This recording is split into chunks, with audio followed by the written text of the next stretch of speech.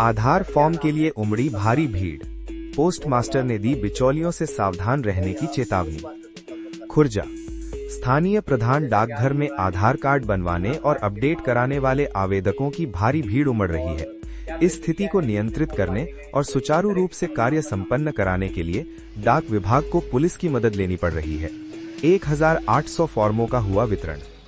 प्रधान डाकघर के पोस्टमास्टर रणविजय ने बताया कि आधार कार्ड के नए नामांकन, सुधार और अपडेशन के लिए बड़ी संख्या में लोग दूर दराज के क्षेत्रों से पहुंच रहे हैं। व्यवस्था बनाए रखने के लिए अब तक लगभग 1800 फॉर्म वितरित किए जा चुके हैं।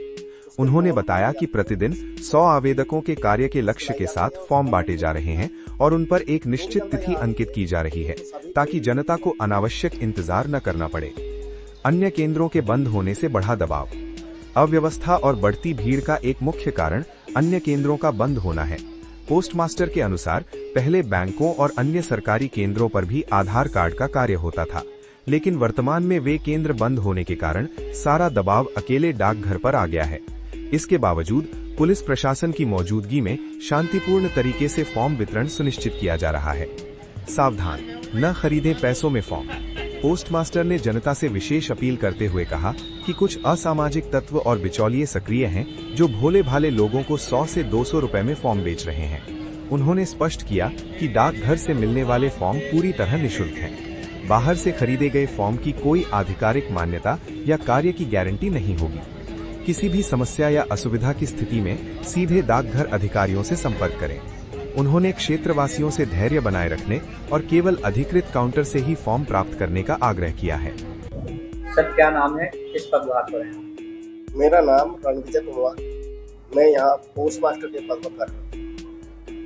सर, जैसा ज्ञात हो रहा है कि आधार कार्ड के फॉर्म बांटे जा रहे हैं और क्या प्रक्रिया है, कितने फॉर्म बांटे गए हैं सर, किस तरह की समस्याओं का सामना करना पड़ रहा है? आधार अपडेशन, न्यू एनरोलमेंट और करेक्शन के लिए यहाँ पब्लिक आती है, उसके फॉर्म बांटे जाते हैं। पुलिस की मौजूदगी में पुलिस बुलाई जाती है, उसके बाद यहाँ फॉर्म बढ़ता है। जो भी जनता यहाँ आती है उनको सभी को एक एक करके फॉर्म दिया जाता है और उन पर डेट अंकित की जाती है। उस डेट पर आकर के जनता अपने कार्य कराती है। जनता दूर दूर से आती है, भीड़ बहुत रहती है। सर, कितने फॉर्म अब तक बांटे गए होंगे?